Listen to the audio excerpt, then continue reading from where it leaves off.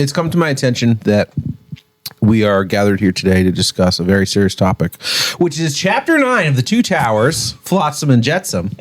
A wonderful tale, short and interesting, and likely one of my favorite chapters of The Lord of the Rings so far. What? Oh, damn. This is great. Are you serious? Yes. Wow. I loved it. Good. I loved it, not for the reasons you might expect. Oh, no. I will get into why later, but I can't wait. this to me was the first time that a whole lot of talking was not a bore. Okay.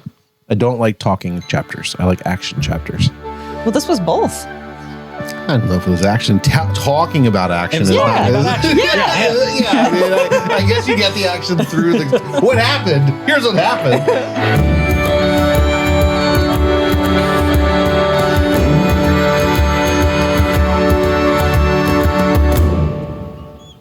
Last episode, we talked about Chapter 8, The Road to Isengard. Our heroes are reunited after the battle at Helm's Deep.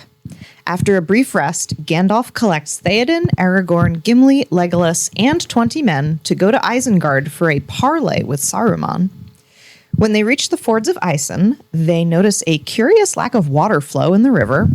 Closer to Isengard, they see a massive plume of steam coming from the Wizard's Vale. That night, a mysterious and terrifying black shadow passes over and around their camp. When they finally reach Isengard, they find it ruined, flooded, and empty. Merry and Pippin greet them at the broken gates and send Gandalf and Theoden to speak with Treebeard. Just the highlights. Beautifully said, Laura. Beautifully said. Beautifully written. Yeah. It is literally like they're just like, okay, goodbye, Mr. King. Wow, what a nice guy. It's so true. It is. And Gimli and Legolas and Aragorn are left there with Merry and Pippin. And they all start looking at each other like, well, what's going on? What did you do? What did you do? But Aragorn is very much like, no, we're the hunters. We found you.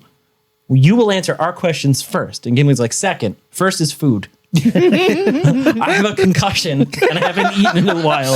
This is not great right now. And why are there 4 of you, Aragorn? We found all 4 hobbits, guys. Yay! Sam, you lost so much weight. Rude. Also, just to put this picture in my brain again, when we were coming out of the last chapter, Merry and Pippin were like sitting on top of... Like a pile of garbage. Yeah. But like surrounded by like water or something, right? So, yeah, the entire basin of Isengard is like a flood zone. Yeah. The waters are kind of receding, but it's just like shit's everywhere. There's like crates and barrels and broken machinery all washed up and everywhere. That's the Flotsam, the Jetsam. Yeah. Like that's where the chapter gets its name. And here are Merry and Pippin chilling out, having a smoke in the sunshine. Right. And they seem absolutely nonplussed that like Gandalf rides up with the king. Yes, I got very pissed off about this last episode. I remember now. Right. Yes, got it. And so Gimli very much says he would like something to eat. And wouldn't you know it, the hobbits do have some pretty good food. So they take... Shocking. In the middle of an apocalypse, they're having a picnic. Wouldn't you know it? And they're like, well, we already ate, but come on, we have a bunch of good food up in this little like guardhouse area inside the wall because the walls are all fucked. The gate is supposed to be this long tunnel through a very thick wall, and the Ents have just ripped the fucking roof off of it. So, like, in this semi-ruined room, we have a little fireplace and some bacon. It's very nice. And so they go up and they hang out in this, like, roofless room because it's all been exposed to the daylight. And so everyone's fed, and the next thing on everybody's mind is having a smoke. Because Gimli hasn't had a smoke in a million years because apparently he left his pipe somewhere in Moria. Yeah. And... here are Merry and Pippin with surprisingly good quality tobacco from, wouldn't you know, the South Farthing. It's from the Shire. It's like marked. It's like legit. It's not a knockoff. This is straight from the South Farthing. Very odd. Right? How to get there. Right. But nobody really asked that question right now. Just, it's legit. Let's have some. And there's this really cute moment where Gimli's like, I would love to have a smoke, but I don't have a pipe. And Pippin's like, I have a pipe. I have a spare pipe even. And here you go. Gimli basically wipes their slate clean because this whole time that he's been talking through concussion, he's been reminding the hobbits that they chased them through like 9 days of hell to come find them. And here they are perfectly fine and okay. No, you're supposed to be tortured and murdered. We had to save you from something, not from breakfast. And so Gimli's like, well, you still owe me. The bacon was good. You owe me a little less now. I guess they only did Helm's Deep because they were looking for him. Yeah. Oh, man. I didn't put that one together. Yeah. Damn. I would be pissed if I was Gimli. Yeah. Yeah. Yeah. Yep. Apparently the tobacco's good enough that Gimli is just, he wipes it clean. He's good. Everyone's even. Yep. He won his contest with Legolas. The hobbits don't owe him a life debt or anything crazy. Just a pipe full of tobacco. And so they have their smoke, and when they're all good and relaxed, the question comes up again. So what the fuck happened? Start like at the beginning. Start with the death of Boromir. Go from that forward. And so they do. They go through the Hobbits version of those events all the way up to, and then we got kidnapped. And then I woke up, and then we got unkidnapped, and I met a tree, and there was a moot, and then we went to war, and now we're here. We know what happened through all of that. So I'm not going to bring us through all of that again. But the fact is that I think Tolkien missed a very good opportunity to really add a whole lot of character from the Hobbits by having them present a very character-driven view of events overall. Like the director's cut version of what happened. Kind of like the Lord of the Rings by Pippin. Yeah. You know what I mean? Oh my God, Pippin's version. Right. Yeah. Right. He does a little bit of it later, but like I thought that was such an opportunity that I would have loved. Like that, I feel like if that got cut and edited somewhere, I would pay money for that. Yeah. They get to the part of the story that the hunters don't know about, and that's that the Ents and the Hobbits arrive at Nan Cernir, the Wizard's Valley, the valley that Orthanc and Isengard are in, around midnight a few nights ago. The important thing for everybody to remember is that these things are happening concurrently with the battle at Helm's Deep, more or less. It's a couple days off, but we'll catch up to that. It's midnight, and Treebeard's like, let's go fuck around and find out. And he goes down into the valley. It sounds like the world is rushing behind them. The hobbits are terrified because they can't see or hear anything behind them, but it sounds ominous and omnipresent. And it's the horns, it's the trees, it's more forest, but they're trying to focus forward because they get to the walls, and Treebeard is like hiding in the shadow of the walls of Isengard, just like waiting. Treebeard has taken the hobbits on his shoulders and simply walked up to the walls. And he's kind of like hiding in the shadow of the walls. It's midnight. It's night out. The horns, the trees have like moved around sort of to the north side of the walls. And then the gates to Isengard open. And there's war horns and singing and yelling. And Merry and Pippin are like, this is it. We're going to get got. That's it. The war has started. We've been found. This is not how I thought I was going to die. But it's not an attack. At least not on the Ents. It's Saruman is emptying Isengard. Wargs, wolf riders, orcs, the Uruk-hai that we know, but that Merry and Pippin are just like, it's these like weird, tall, slant-eyed looking weirdos. Reminds me of that southerner we saw actually way back in the day up at Bree. Wait. Did you just say slant-eyed? Those are the words that Tolkien chooses, and it's not a phrase that has aged well. Oh, God. There are some, we'll call them archaic terms that get brought up. But the idea is that they are goblinoid. They're more like goblins than they are like men. But they're the size of men. Right. These are the Uruk-hai. We know what they are. Yeah. Saruman's like mixing of men and orcs, men and goblins, and like trying to build the better soldier, I guess. I don't envy the men in Isengard who were Right. used to prototype this. Thankfully, Tolkien doesn't go within 1,000 miles of those answers. Yeah. That's good. Those are questions that are best left dead on the floor somewhere. Yeah. So, They're GMO orcs. right. They're GMO. I honestly, this is a moment where I really prefer the movie's take on things where they're like grown in a vat. Yeah. It's very good. But the point is that Isengard empties. It takes ages for these soldiers to march out of Isengard. And the hobbits are like, there must have been 10,000 orcs and men marching off to, I guess, go kill the king of the Rohirrim. Didn't feel super great. And then the door shuts. And the army retreats. And Treebeard is like, interesting. But my business is here. My business is with rock and stone. But the horns, the trees, follow the army away. So you keep saying horns. What is a horn? A horn are these terror trees that we've been seeing. Okay. So they're not quite Ents. It is essentially an extraordinarily malevolent tree that can, will, and wants to hurt you. It's a tree with the heart of a soldier. Yeah. It's like the Whomping Willow in Harry Potter. It's just like a son of a bitch that just wants to do damage. So if you think fuck shit up. Yeah. So if you think back real quick, Treebeard addresses the fact that, like, yeah, Old Man Willow's a bad tree, and there's pockets like that in Fangorn, and this is what Old those Man pockets Willow are. is a horn. Yeah, kind of. Horn. Horn. It's written so weird. It's horn. It's horn. It's horn. Yeah, there's a lot of this. It's a weird word, but well, I'm sure we'll get into it. But Old Man Willow, Tom Bombadil's tree in Old Forest, Right. is not an Ent. Right. Might be a horn. Yeah.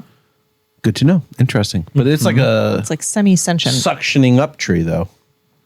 Because what I love Suck about them the too hobbits is into they it, remember? Semi-sentient. It's a semi-suck tree.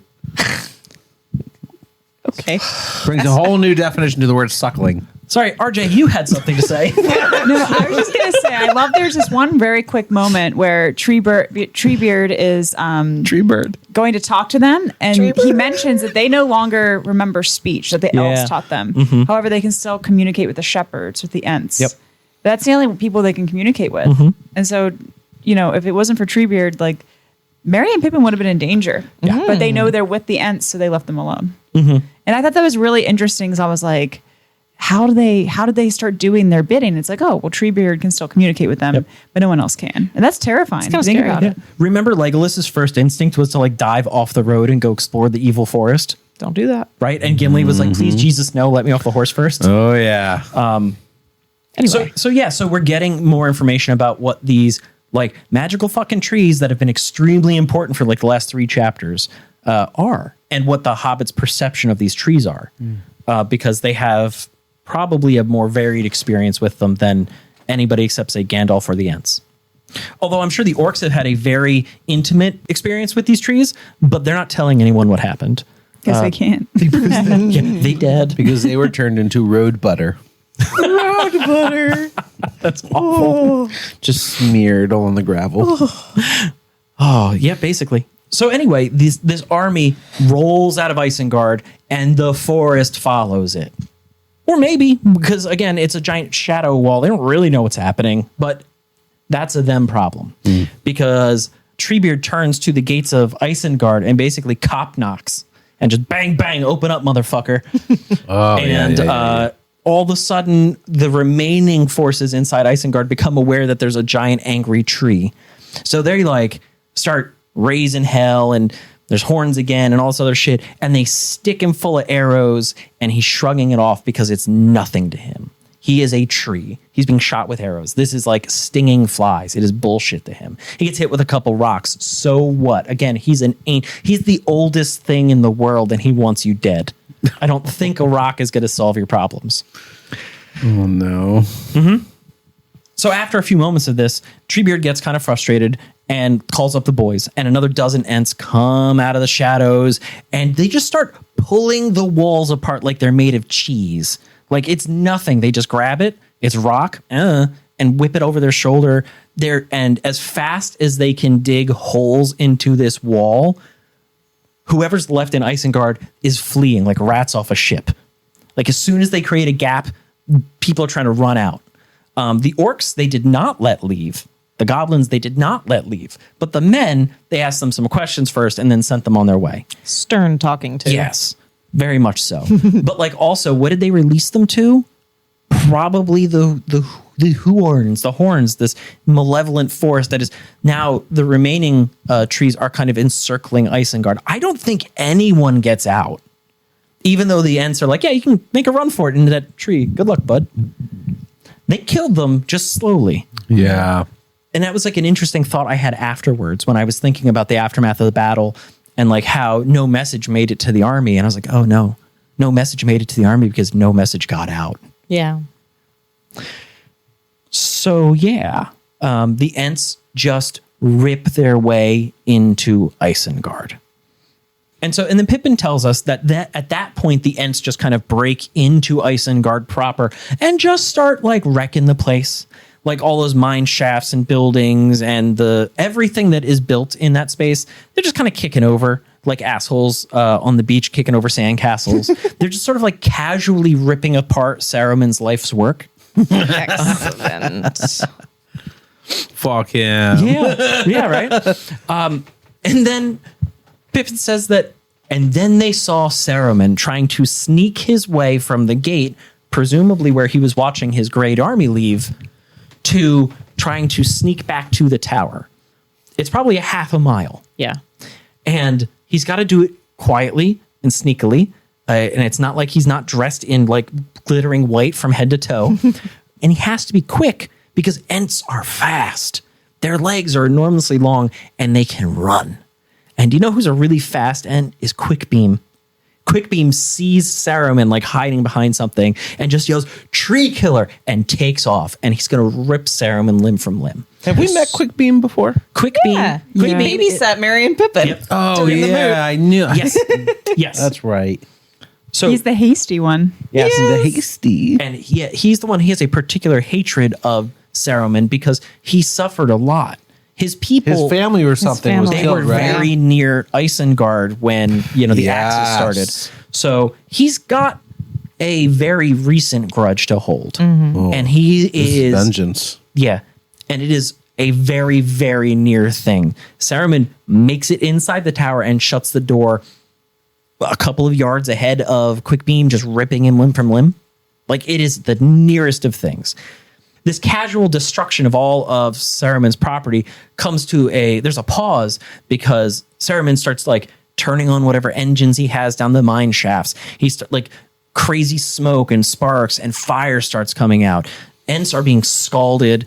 And one Ent is caught up in like Pippin describes it as like a liquid fire, like napalm. The Ent burns up. Oh, no. Rip. And so Pippin thought they were mad before. They were not mad before. They were simply venting. Now they are beside themselves with anger, and they start throwing like boulders hundreds of feet in the air up at Orthanc. They start ripping like the destruction goes from like a 3 to an 11 immediately, and suddenly the Ents are like mad with anger, throwing themselves against everything they can find, including Orthanc, the tower itself. The tower's built different though. They can't seem to get a grip on the stones. They can't seem to break it. They can't seem to get the door down. They're actually hurting themselves, throwing themselves bodily against it. And Treebeard's remained calm throughout all this. He's just watching everything unfold. And, Pippin lets us know that Treebeard's concern is mostly that, one, the Ents don't get hurt, and two, that Saruman doesn't escape in the chaos. So he calls a big timeout, hold it, big roar to like, hey, knock it off. Hey, pause.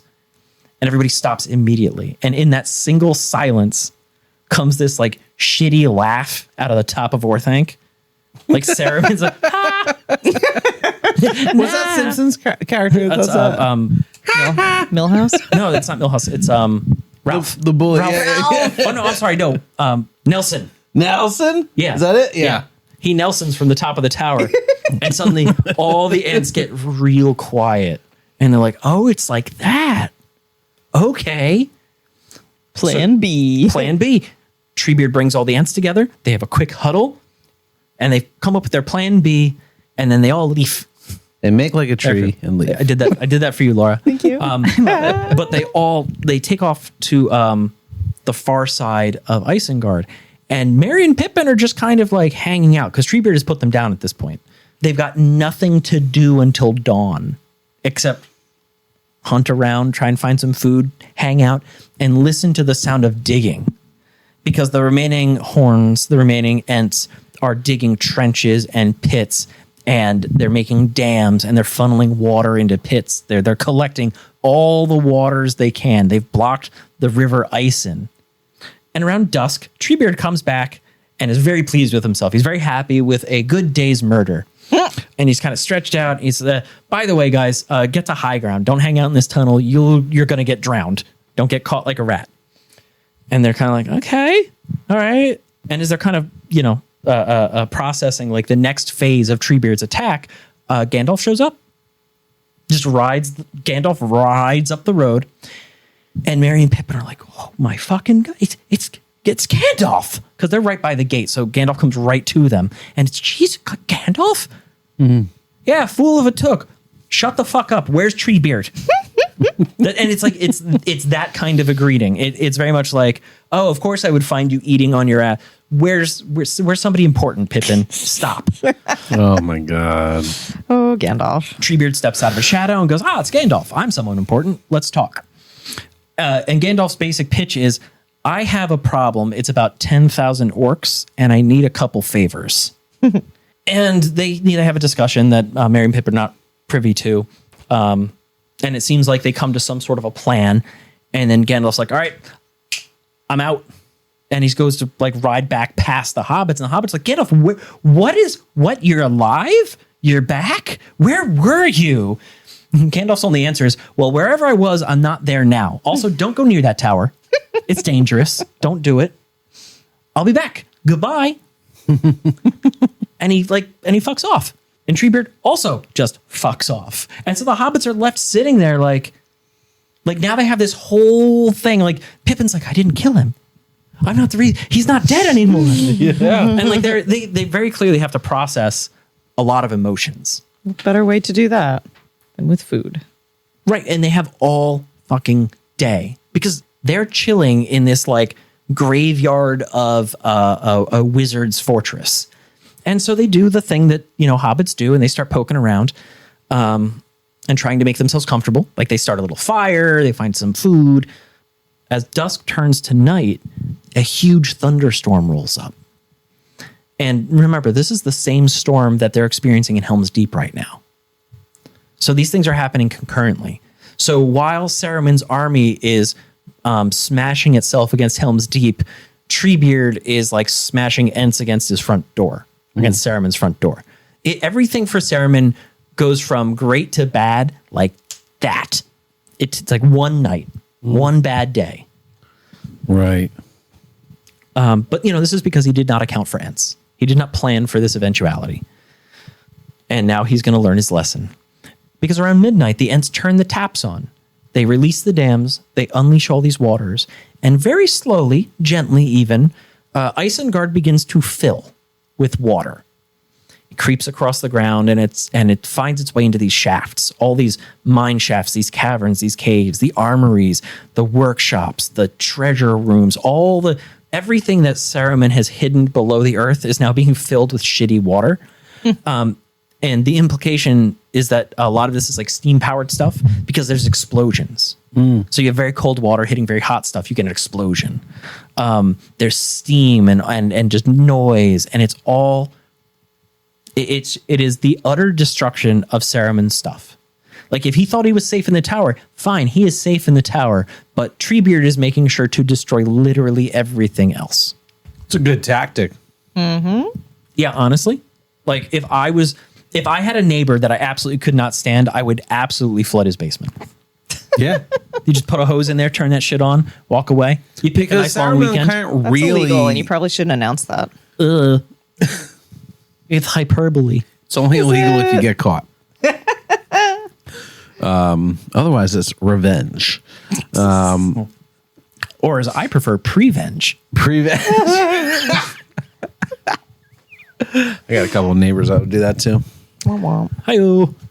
It's a good idea because honestly, if the water can destroy the operations of Saruman, he can be dealt with a lot easier. And also, am I correct in understanding that if these operations below ground are ceased like this and destroyed, no more Uruk-hai can be made?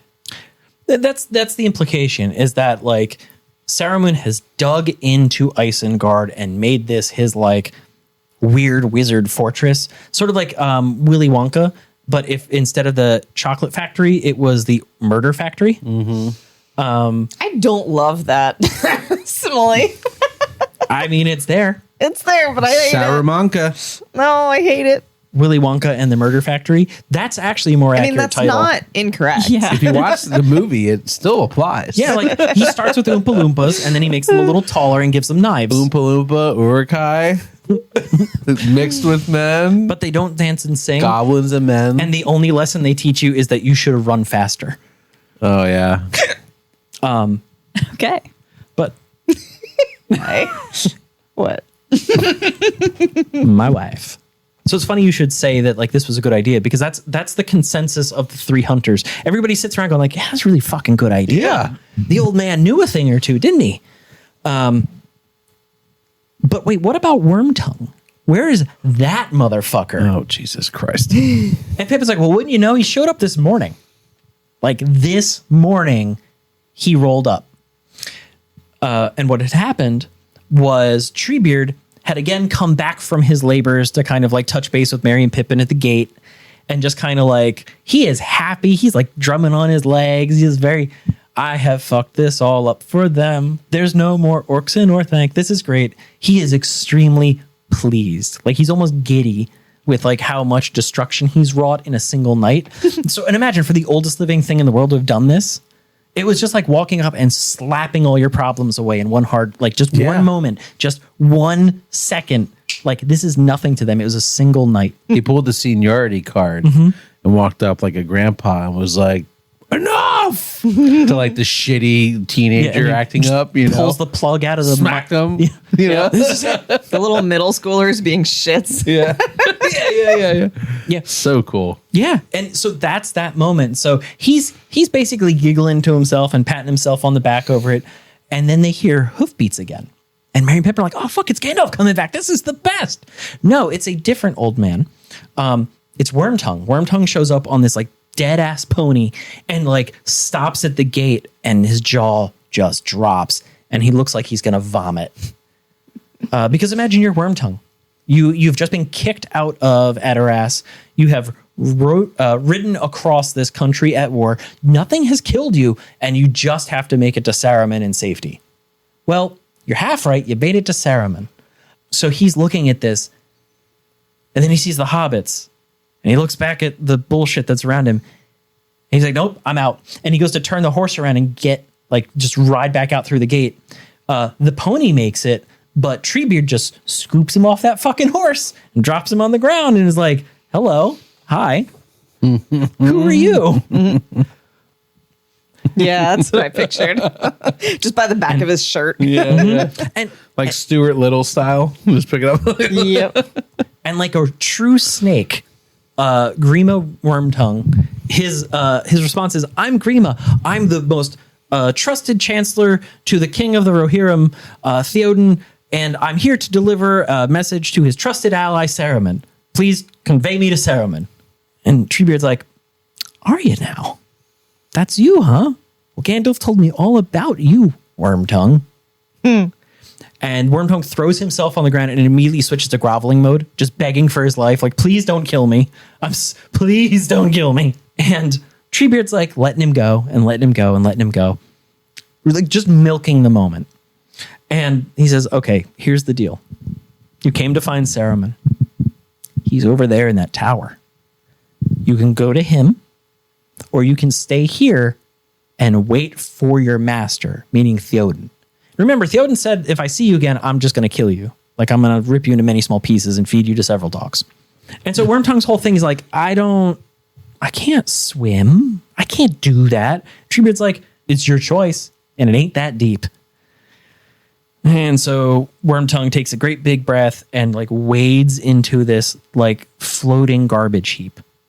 And it's like up to his neck because he can't swim. And so he's just like bobbing along, and like he gets all the way this half mile He's across. like tiptoe jumping. Yeah. You call it Grima with no arms and no legs floating in the water. Turd in the water. So, and Treebeard, mind you, is pacing him as Treebeard is just watching him and making sure he gets where he's going. And he does. He gets up there like a drowned rat and drags himself onto the doorstep of Orthanc, which is just above the waterline. And somebody inside opens the door, drags him inside, and shuts the door back up. And that brings us to basically almost contemporary with where we are in the story. Because Merry and Pippin have been telling this whole thing to Aragorn and Legolas and Gimli. And so after escorting Grima, Wormtongue, to Orthanc, Treebeard came back to them and said, I'm going to go rinse all this garbage off of me. There's only good water on the north end, so I'll be there. But you should expect Gandalf and a king and like 20 to 25 people and get some real people food for them. And I don't know this king, but I know he thinks he's important. I don't know him or anyone related to him, but we should probably be good to him, be nice to him. That's a you problem. You figure out how to treat a king like a king. I'm going to go take a shower. And he left. As you do. As you do. You put Pippin in charge and walk away. Oh, yeah. As you do. As Could go you wrong. do. At least you have Mary. And so they're all standing there and they're kind of all taking this in. They're all sitting with this moment. And Aragorn's like, well, you know what bothers me is that long bottom leaf, is that tobacco from the Shire. Does Gandalf know about that? Because I don't really like that. That feels bad to me somehow. Like there was a spy in the Shire. Yes. Stealing it? Right, because maybe there's more than one Wormtongue in the world. Maybe there's more than one spy working for the enemy. But maybe they don't all work for Sauron. And the hobbits are like, yeah, cool. You know what? Well, I'll go to the north side and I'll take you for the grand tour. Let's go. And that's how the chapter ends. That's it. That's a crazy way to end a chapter. It's like it's like mid thought. Right. Like, you guys ready? Bleh. Over. Yeah. Yeah. Well, I mean, this The whole chapter was just a catch up. Yeah. So really, the faster it is, the better at that point, right? Because I don't know about you guys, but I felt like this chapter really was just the back end of the previous chapter, right? Yeah, sure. In a lot of ways. Yeah. Yeah, I almost feel like he wrote one really large chapter and someone was like, you got to break that up. We can't be doing Council Elrond again. But what am I going to call the chapter? Flotsam and Jetsam? Weird title. Yeah. I know you guys had some thoughts on that one. Let's jump into it. Flotsam and Jetsam, which is an interesting title for this chapter. Only one of those words is even written. Yeah. So they're was actually waiting. just Treebeard's nicknames for the hobbits. Oh, Yeah. no. I thought they were people. I didn't know I don't know what those words mean. I never seen these words. I never heard these words. And I'm sitting there this whole time. I felt like fucking Rogue One all over again. Oh, no. I'm sitting there listening to this whole chapter and I'm going, when are we going to meet Flotsam and Jetsam? Oh, no. Who are these? They must And be like Ham-Sam. twin brothers or like maybe they're trees. Maybe they're, you know, people on the road. I don't know. Evil hobbits. And all of a sudden, you know, some Pippin says something like, "Oh, I found these barrels in the Flotsam," and I was like, "Oh, the Flotsam's a place. What's the Jetsam?" And then it said the end of the chapter, and I went, "What the fuck? What's going on? What is this? I don't understand it." I was thinking the same thing, but you know, like I can't not look shit up. So I looked it up. Like I've heard Flotsam and Jetsam before, and it's basically just like odds and ends, things of little value. But I was like, okay, why did they call the chapter this? So I looked it up, and it has a very specific, like maritime definition. So flotsam is like, say a ship wrecks. A ship is going down. Once that ship wrecks and is smashed into a million pieces, all those bits of debris are flotsam. Jetsam is when that ship is going down and you start throwing stuff overboard to try to help the situation. That is jetsam. So that's like specifically the stuff that you purposely threw overboard. And This is why I love her. what's even better is that, you know, as I was looking it up, it showed the etymology of these words. And so flotsam is based on an old French word, which is like flotter, which basically means to float, right? So Floatable flotsam shit. is all the stuff that's floating about. And then jetsam, it said it was based off of an old English word, jet. But I was like, okay, I took French. Jeter is to throw, right? So jetsam is all the stuff you throw overboard. Is that why That's really funny. we call it had to take a big flotsam? I've never said that. Nope. I don't think anyone's ever said that. I'm going to start saying it. A big floater. That was To a- flush the toilet, Chris. That was a real jetsam. I had to jetsam. I had to get rid of it. But It makes sense though when you say it that way. Yeah, and I was kind of wondering if it was like a play on words because the flotsam and jetsam as like odds and ends that have no value versus stuff that was thrown overboard during a shipwreck or whatever. Because there was water involved. But think about like when there is a shipwreck, right? You're probably going to get both of those things. Yeah. So flotsam and jetsam. Yeah, they is go kinda together. Like So is Isengard the shipwreck? Yeah. Oh. Yeah. Yeah, that's what I'm saying. Yeah. And what would you say is the flotsam? And what would you say is the jetsam? I don't think there is any jetsam. I don't think they had a chance to throw anything overboard. I think the men leaving. With the jetsam. Yeah, like They've been jettisoned. when they pulled the bricks out there it is. Yep.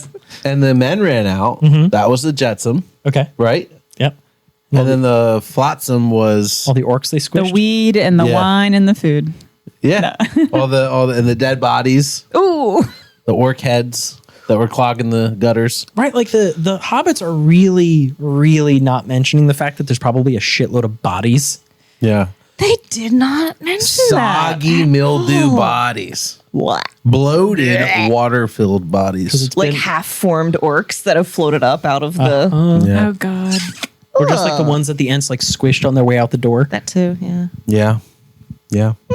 Fun. Fun. Fun times. Good thing it was a perfect bowl shape to hold all that water. What you got there, Pippin? Is it more pipeweed?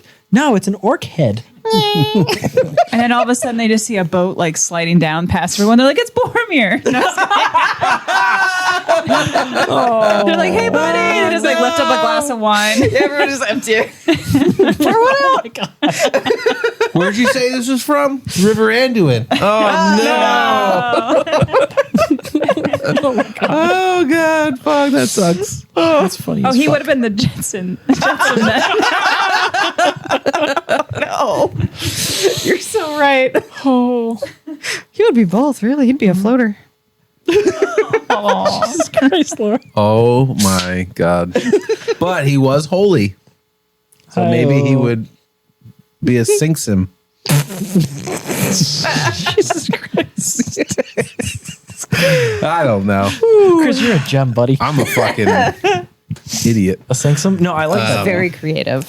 One thing I found pretty curious in the beginning of this chapter was sort of that Merry and Pippin are, they already have this sort of like crazy curly hair, but Gimli makes a point of kind of pointing out like, hey, you guys are like fatter than when we found you or when we last saw you, and your hair is like super curly and you kind of look like a little bit taller. Thanks. I take fish oil now. Yeah. I thought it was really interesting that they were like, yeah, we've been drinking this fucking homebrew that Treebeard makes. They're on a liquid diet. Yeah, And somehow and, they're gaining weight. It must be like the most nutritious. It's like what was that? Slim Fast? Yeah. It's like they're having like 18 Slim Fasts a day. Like, it's just nutrient central.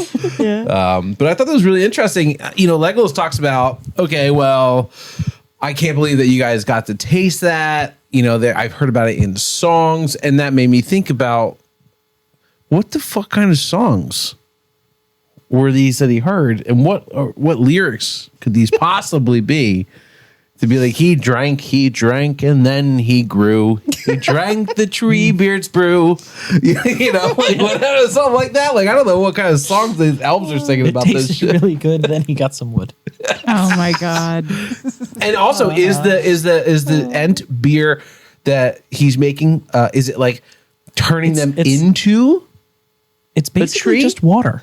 Yeah. How can it be? And what about it is Magic making water. them?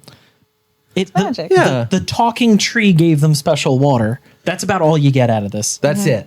But it was very nourishing, and they like barely ate any food in 9 days and somehow looked better at the end of it. They didn't got need it. taller. Yeah, and got taller. Yeah. They did a water Or at least fast. curlier.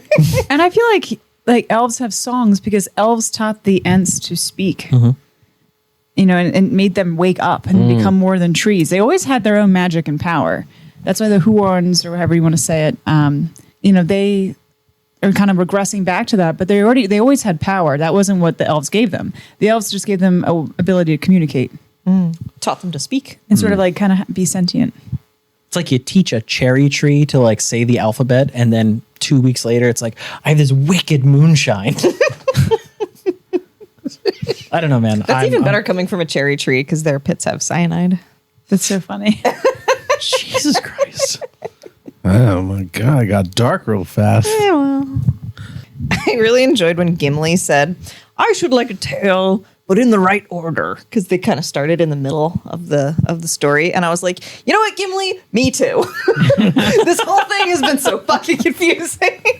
Dude, I felt like Gimli in that moment tremendously. RJ's favorite thing to do is to start a story in the middle at the important part. It's the important She part. starts at the important part. Here's all you need And to then know. gives you the I'm telling background. and I need the context. I need the world building. What time of day was it? What was the weather like? Who was around? This is why we're friends. I need the story building to be more theatrical, please. Wow. In my head, I've already been thinking about the story, so I'm 5 steps ahead. And by the time I speak out loud, I've already had a 20-minute conversation with myself.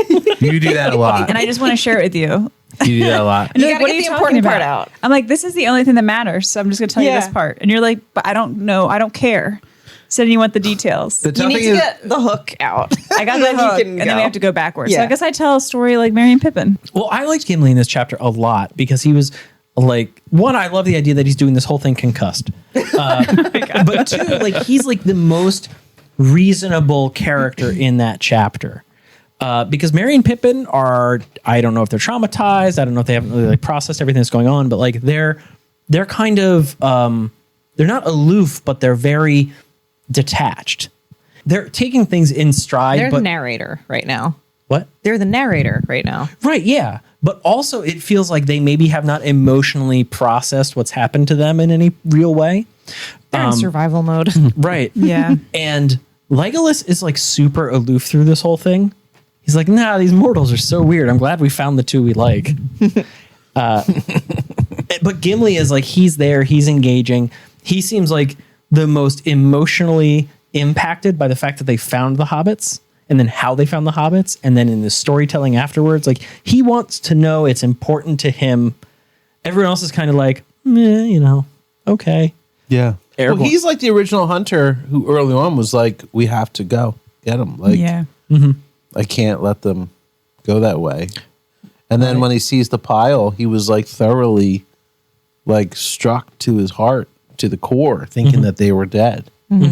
So he's been through the emotional ringer just to get to this point in the last few chapters. And think about how happy Legolas was to find Gimli alive after the battle. Yeah. And think about how he's reacted to finding the hobbits alive. 0 fucks given. I don't think he knows that there even are hobbits. with them. He can't even tell them apart. He's like, the rocks are talking to us right now. I don't know what's going on. The infants Back are to my back. nap. Yay. Which one of you has the ring? Oh my God. No, really though, like Gimli's drive to have like a proper piece of storytelling is a huge boon because it's been a couple of chapters of just back and forth and broken up shit, right? Because how many days Yeah. has it been? Well, he says it has been 9 days since the hobbits were taken by the orcs. Pippin says this. Boromir's been dead for 1 week. That's how. Dude, 9 days. hand to God, I thought that 9 days. Yeah, but not like just like a week though. Okay. yeah, barely over a week. I would have put money on it that we were at like maybe 3-4 weeks now. Like it's been a couple weeks. Well, it's crazy how differently time passed in Fellowship of the Ring versus this book. Like, Yeah. this is all of these things going at the same time, and it's taking so long to get through 1 week versus Fellowship. It was like, Weathertop A week had the passed. Yeah, they had the Weathertop. They're like 19 days later. Yep. They came out of the bushes.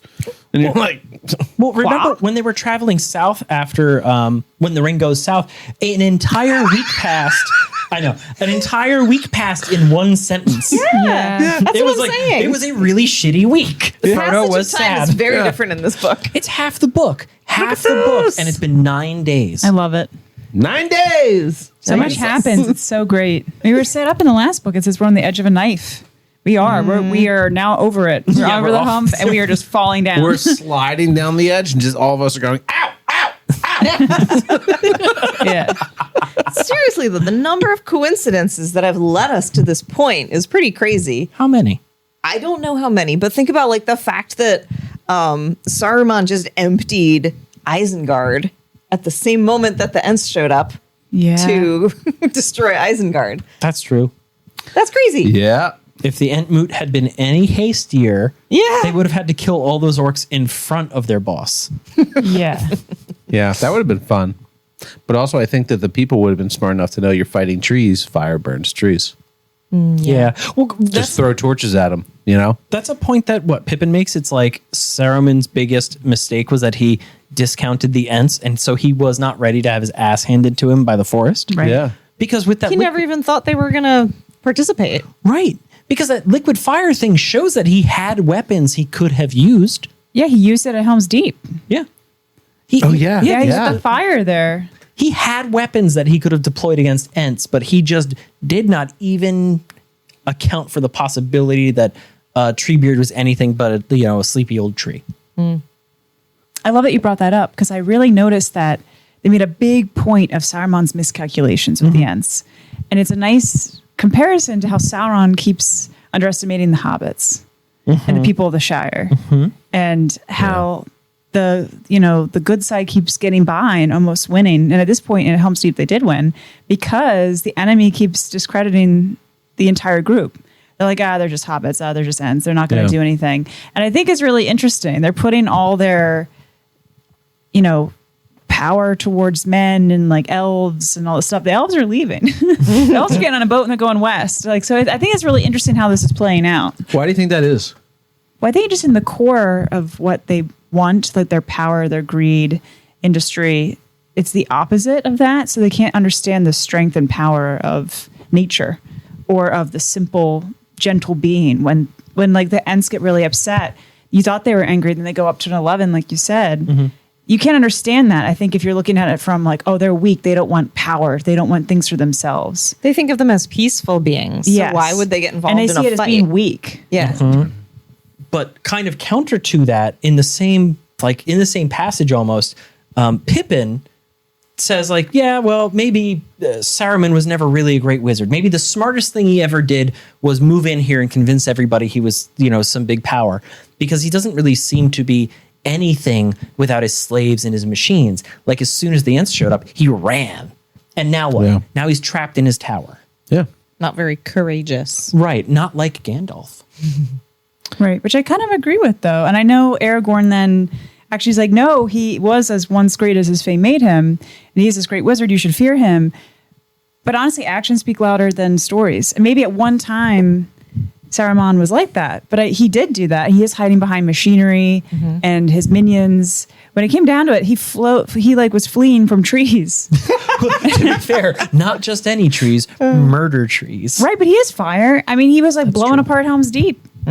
I mean, that's fair. We don't get to see Saruman do any actual wizardry, right? We have No. Gandalf says he has a duel with Saruman. We kind of don't know what that's like. Grandpa fight. Grandpa fight, but only one grandpa throws fire. Only one grandpa collapses roofs on demons. Which it made me think, was he like expending all his energy on Helm's Deep that he was depleted? Like, I don't really know much about the magic of this. I don't think they really expand on it.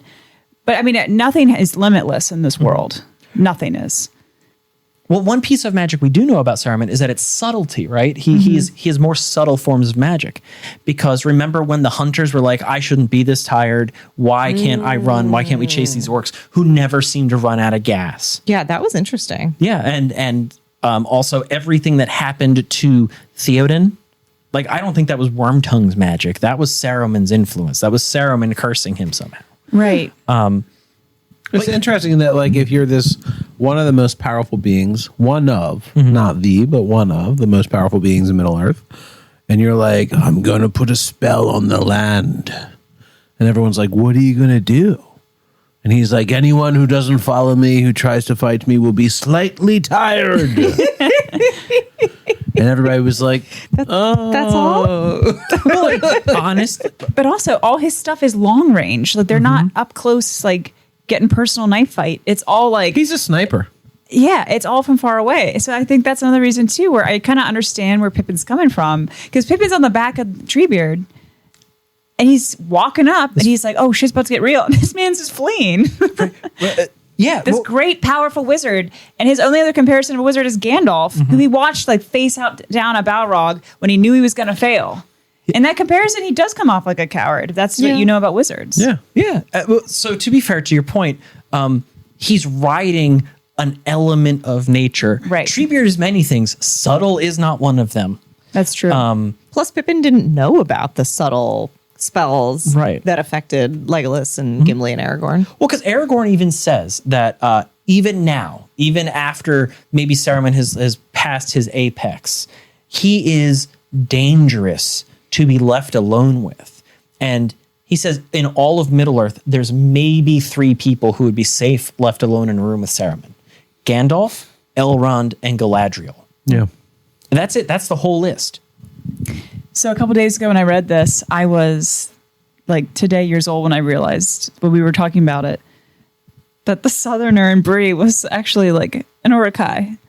I thought he was just a human man that looked like shit. I was like, man, they keep harping how ugly this guy is. I mean, he has an ugly soul, but my God, like, this is brutal. You're right. And I was like, today years old when Aragorn was like, he reminded me of those goblins at Helm's Deep. I was like, oh my God, he was an Uruk-hai. So there was an Uruk-hai just hanging out at the Prancing Pony drinking beer? Dude, Well, he wasn't drinking. He was just kind of leering. stirring shit up. Yeah. Because he's like, we're all going to find a place to live. He, which actually, fuck, that's crazy now. Yeah. We're down Even south and we worse. want somewhere to live and we're going to find it. No, I have some really, really bad thoughts about where those horses went to. Oh, yeah, they got Ate eight. them. Yeah. Yeah. Well, like, God. imagine though that guy's life, though, right?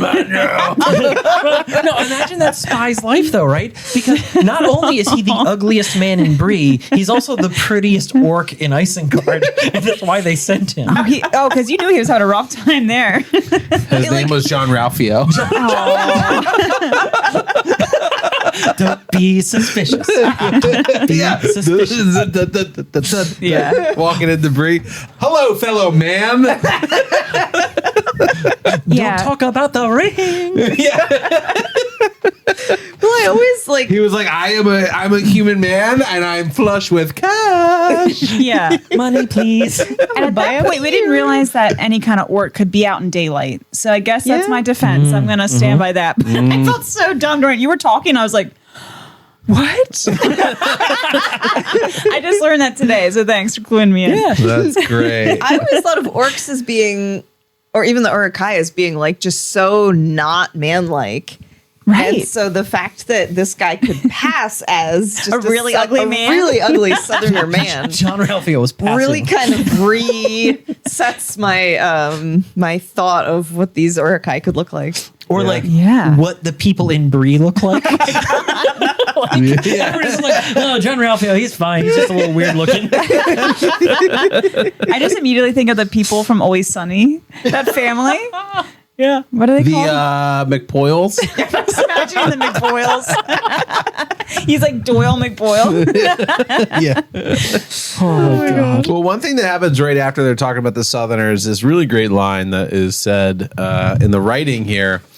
It felt applicable in the moment, applicable to the chapter, and applicable to real life currently, which is, it is difficult with these evil folk to know when they are in league and when they are cheating one another. And I thought that was like kind of like a moral of the story is kind of line that really stood out to me. I think it also reflects what we are experiencing as the reader. Yeah. Because I've said before, like at the beginning of this whole thing, I could not tell that Saruman and Sauron were not together. I had the same kind of takeaway from that statement, but I thought of it more like a Sun Tzu thing where it's like your enemies are not monolithic. You can divide them. You can destroy them. Oh, Interesting. Yeah. by finding their differences, you can. Yeah, and that also brings up another line it's a little earlier. It's when Aragorn's talking to Pippin, and Pippin was like, "What was I supposed to do besides throw my brooch away so you could find it?" And Aragorn sort of compliments him, and he says, "One who cannot cast away a treasure at need is in fetters." Gollum. Oh. What's fetters mean, by the way? Like chains, like handcuffs. Okay. So that's really interesting because I have a history of working on minimalism movies. I'm working on one right now.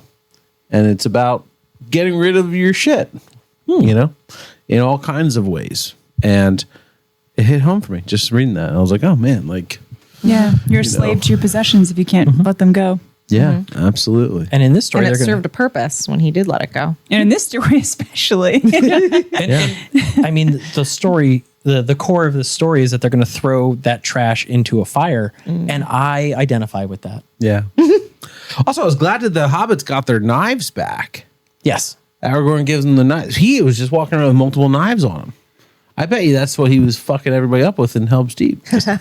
He just had like 17 butter knives on He was him. powering up those hobbit knives. Yes. Level 3, level 4, XP. I was just excited because I feel like now they got them back, we might have some knife problems. Yeah. Also, were these knives from Galadriel? These are Or from were Barrow these from Barrow Downs. Downs? Oh, yeah. They were the Barrow little Down swords. Well, they're not. Well, they're swords to hobbits, but they're knives to humans. Yeah. Yeah, yeah. On the topic of warfare and sort of like some of the weapons, you know, we've got the hobbits getting armed again. But then we also kind of have this interesting tangent that Pippin goes on. And he specifically spends a very absorbent amount of time like talking about how hard it is to injure an Ent. And you know, I just suddenly it felt like I was like reading. I don't know if you guys ever did this. I would be willing to put money on Pat doing this, but I doubt you girls did this. But when I was younger and I was a kid, I had a book, and the book was just a book of different weapons.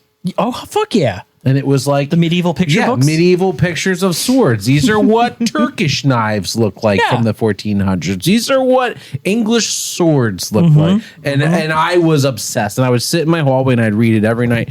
And it's a big book. And I would flip through the page. Oh my God, this is what a curricue looks like. And this is what look at it. Oh my God, I was obsessed.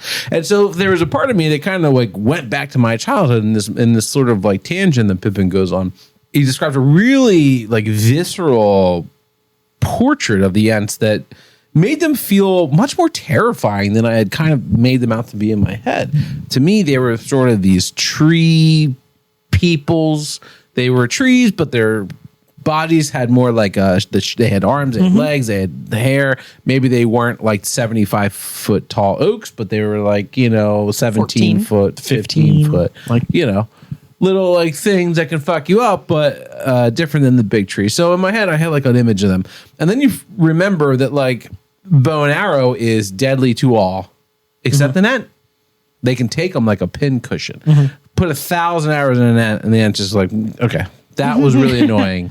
Poor Stop Boromir. it. Yeah, poor Boromir, who was an actual pin cushion and succumbed to it, So I just think it's so interesting that like in that moment, when you realize that the projectile weapon that you're using is useless.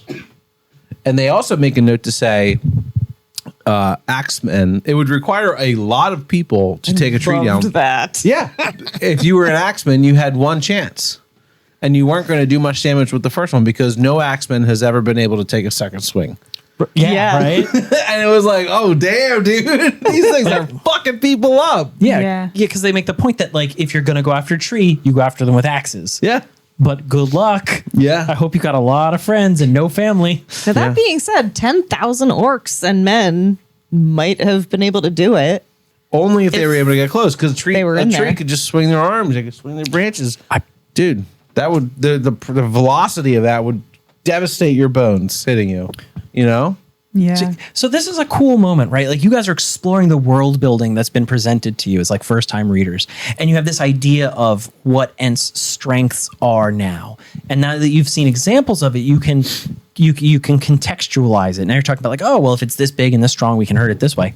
To me, no matter how many times I read this, the horns are still fucking terrifying, right? Yeah. Because they're still just like a curse. They're like a piece of unnamed magic beside this.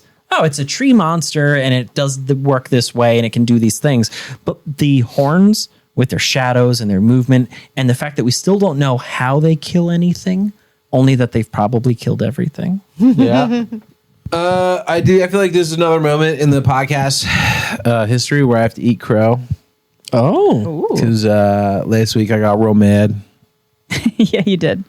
I was pretty fucking pissed at how Merry and Pippin were reacting to Gandalf being alive. I did not realize that Gandalf had already seen them and they had met prior and they had everything I wanted. Everything I wanted and awe. to happen happened. And Pippin, you know, he's wiping tears. Gandalf, oh my God, I didn't kill him. And Gandalf walks up and he's like, what's up, fucker? You're a piece of shit, but we don't have time for it. And I can't believe you're sitting here eating. I got to go. Good to see you. And he rides Fucking off. full of a took. Full of a tuck. Actually, now it's Tom full of a tug. Tom full of a tuck, you son of a... I'm really glad that happened. And I was like, yes. Okay. Because that was... Close that loop. I literally laid in bed staring at the ceiling last week afterwards because I was so mad. Oh no. Jared is such a poor writer. I was like, what the fuck, man? I like cared so much about Gandalf.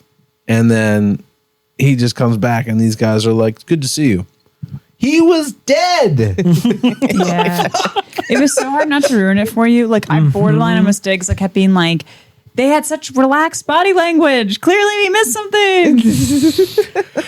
I honestly really enjoyed this chapter for a lot of reasons. Yeah. And Gandalf's return and interaction with the hobbits is absolutely one of them. Yeah. Because he's great. He's extremely Gandalf the Grey with them. So I have to ask, as first-time readers, what your reaction was when you heard Aragorn bring up again about the tobacco coming from the Shire. There is a traitor in the Shire. What are your thoughts? Well, one, I don't know that there's a traitor in the Shire, but I know that there is a trader in the Shire. Good one.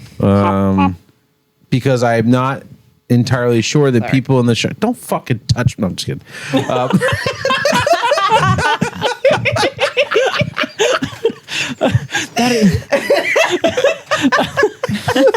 Sorry. Dude, every night it's with these icy cold fucking feet coming out of nowhere. I do think that in the Shire there is probably somebody who is doing dealings with Saruman. We know that for a fact, but that's what I think. And I know that's what I think because I learned it as a fact. Lobelia. Yes. She's just done. The second half of this is that inside the Shire, this person, Saruman, I mean, I guess they have their dealings with Gandalf, but they don't act. Nobody in the Shire knows what the fuck is going on in the world outside the Shire. So I don't think that they are a traitor with a You don't T. think there's like a mole? I don't think that there's a mole because what the fuck would be the point of that? Well, what do we think about Bill Ferny working with the Southerner?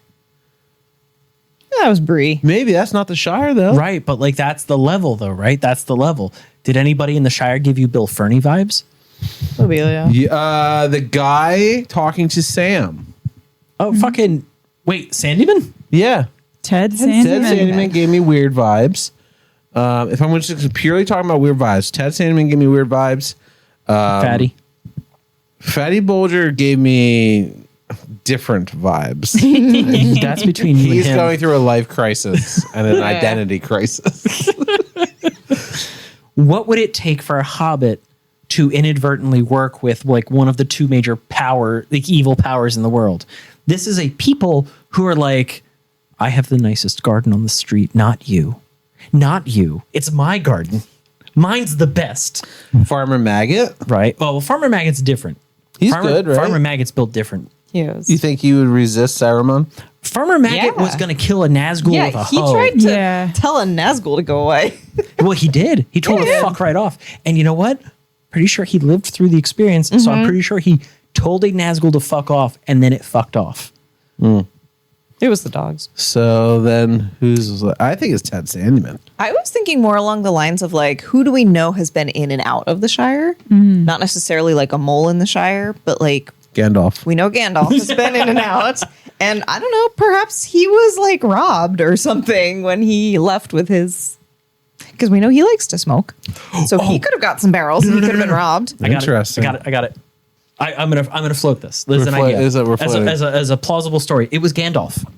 Gandalf came from the Shire and was like, "You would not fucking believe the tobacco they have." Yes. And now he's too embarrassed to own it. Yeah.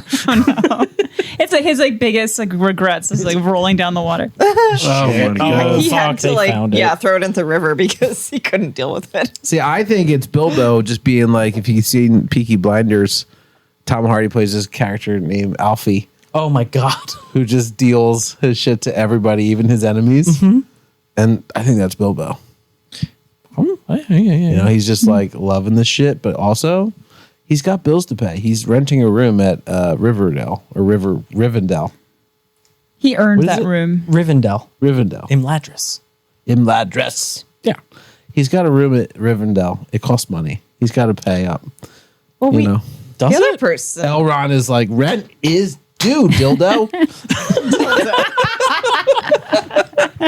Eating all of my food. Well, the only other thing that occurred to me was like Gollum. I presume Gollum doesn't smoke anymore, but Gollum like, dragging a at barrel least through he the knows woods. what's Well, valuable. he was put underneath a barrel. Oh no, it was a log. It was a log. Yeah. It was a log. Well, Like that's how he got we've it down never there. seen him in a way that would, presume he was smuggling tobacco out of the Shire. But like he knows In his way between in and eating out. babies, Well, yeah. he's like, Yeah, right. how many barrels should I order? Exactly. He called the barrel had more babies in it. Yeah. Ah, fuck, it's just got weed in it. I want babies. Give But those just to Saruman. imagining Gollum sneaking into the Shire and just wheeling the tobacco away for like miles. gonna see me. Sneaky, like a snake. Is Gollum is like working with Sauron, not Saruman? He kind It's all of. kind of questionable. I feel like, as we are now in the story, Shut up. I feel like Gollum works for himself first and foremost, Yeah. and his greatest desire is the ring. He's a private contractor. Fuck off. He files his own taxes. Middle Earth's tax system. There, it's in the prologue. No, it's not. I'm not joking. I read the prologue. All It's the not tax there. brackets or amount of rings that Ray's got. Oh, Fuck. you're trapped in a tower. It's just you and Wormtongue. What are you doing to pass time? Ooh. Ooh. Is it Uno? Wait. I don't know, but there's a tongue involved. Laura. Can Sarah? Oh God. I would do 20 questions. But I would be like, all right, Where's go my ahead. army? And Saruman would be like, it's a taco. And I'd be like, fuck! You can read my mind! Why am I playing 20 questions with a wizard? Yeah.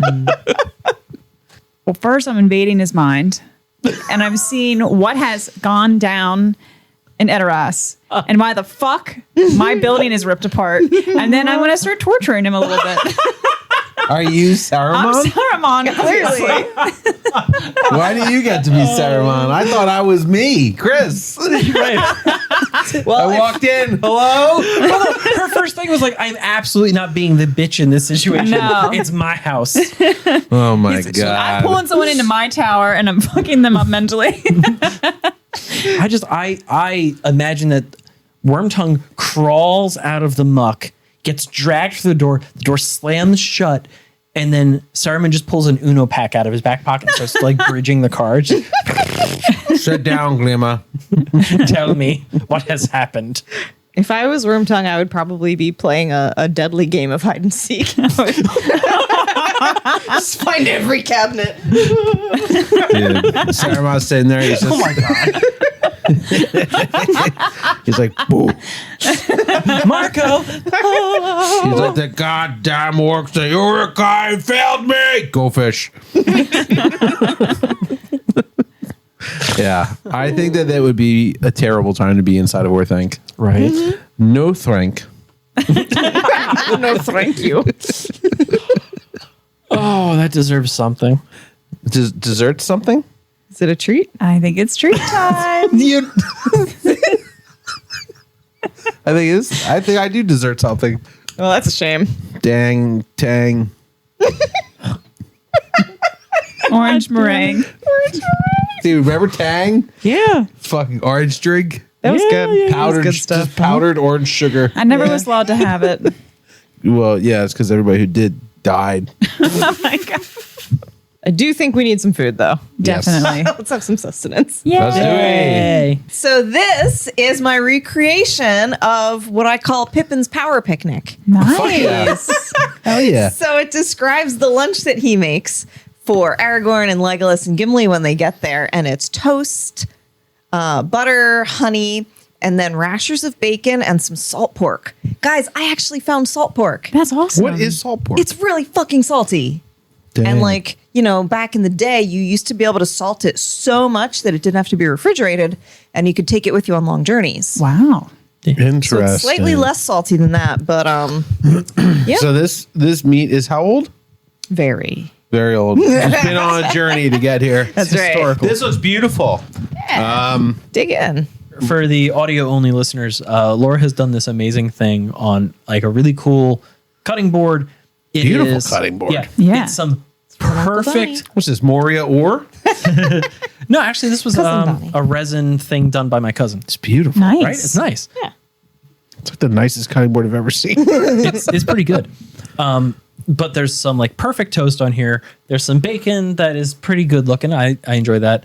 Some honey, some butter. We got both mason them. jars of Mason honey, jars. Yep. and butter. And the butter looks like whipped.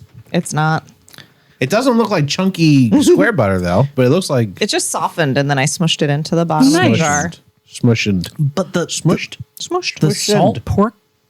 the salt pork, guys, it looks more like dried fruit than anything else. It's horrifying. I thought it was potatoes from over here. It looks like old salmon chunks. No. Well, that white sheen on it is salt. So Oh, get ready. Pat, Some tell of me them this piece are doesn't look pure like old fat. salmon. I'm just warning you. That's pure fat. That looks like burned apple. So how do we eat this, Laura? I don't know. I just grabbed a Do little we bit. do we make just- a like a open face sandwich? Oh, you could. I feel like the With the butter, butter and and the the- honey and the bacon might be good as a sandwich. I'm gonna have some pork first. all yeah, I'm by gonna try the itself. salted pork first as Like well. it's these like little chunks of. Oh, It's so salty. You guys, I rinsed the salt off of it before I oh cooked my it. god! Oh my god! It's so salty. Holy shit! Dude, So did anyone else when they bit into theirs, like fat just shot into your mouth? That happened to me. Did what? Like I took a bite and like I'm guessing it's fat just I shot think you into just my took mouth. one of the fat pieces. Yeah, they had to say fat with salt. oh my god! So salt pork isn't really meant to be eaten this way. You're supposed to like slow cook it down in like baked beans or in soup or something. So the fat renders and like gives a texture to the soup. Interesting. This is like I'm gonna try one of the fat pieces. I did. this is like eating a boot Oh. that washed out of the Atlantic. Oh, Yeah, I feel like I'm eating food out of the ocean. This, you know what this So tastes like? salty. This tastes exactly like when you're like boogie boarding as a child and a big wave just makes you eat shit and you Yeah. almost drown. Like just all salt. The only difference is now Less it's Laura sand. making you eat shit. thumbs up, bitch. For our audio listeners. Yeah, I don't think I'm gonna eat any more of it. It's good. Oh, It's fine. fuck. Salty. I don't want the fatty bit. It's disgusting. There's two There's different like skin on it. Yeah, there's two different kinds of salt pork though. Let's talk about this, right? We got our succulent orange pieces here. He says succulent, but what he means is less fat. disgusting. But then All there's fat. also like the dried booger brain stuff that's like gray. Yeah. The gray stuff is tough. It is really That's tough. Oh, that's tough. Here, eat one more. If I was a pre-industrial like subsistence farmer and it was salt pork or death, I'm not sure what I would choose. Yeah, it was tough. Yeah, we have some pieces that are like pure meat and then some pieces that are pure fat because it just falls apart when you start to cut it. Yeah, that makes You- sense. And you rinsed this already? I rinsed it, yeah. Well, Okay. Pat is his face is shriveling up into a small typhoid fever. this is disgusting. Oh, the honey! Fuck, I forgot the honey. second roll. Oh, I got some honey on this. All right, so to wash Jesus down our Christ. Poseidon's salty butthole salt pork, now we can make a little toast. A little bacon open sand. with- Bacon, butter honey, and and butter honey. toast.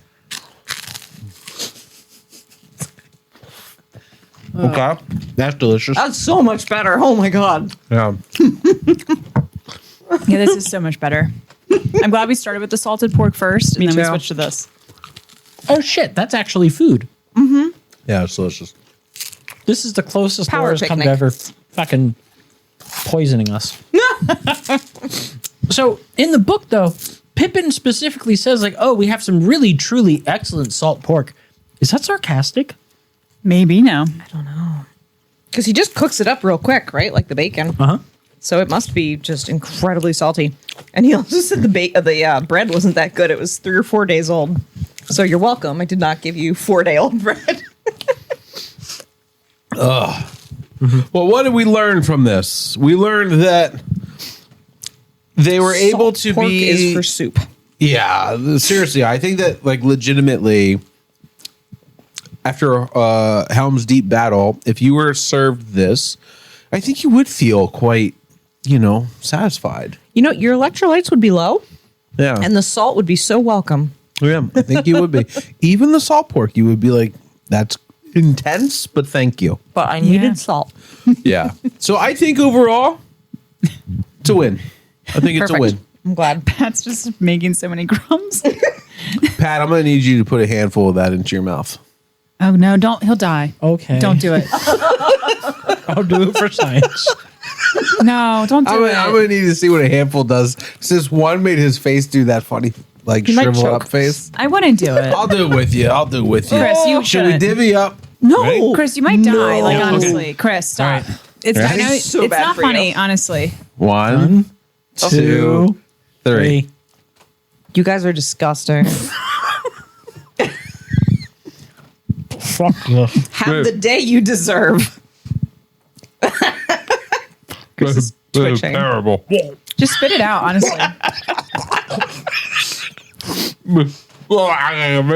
Just throw it out. Yeah, don't eat it, Pat. Chris is giving up. Chris is a little bitch. He's otherwise he'd have a heart attack. Like, good. There were tissues right there. You saving it? You eating it? You spitting? You Pat, don't have to spit eat out. it. Pat, spit it out now. Spit, Put it Pat, in the trash spit. can. Are you eating it? Fuck you. It's terrible. I couldn't do it. I made my point. So bad. Jesus fuck. You guys are so dumb. Yeah. Holy shit. I'm gonna take this little teeny tiny piece and it's gonna be great. My mouth. Ah. You chair break, bro. I heard a little clink. My mouth was like on fire. That feels like a logical place to wrap up this episode.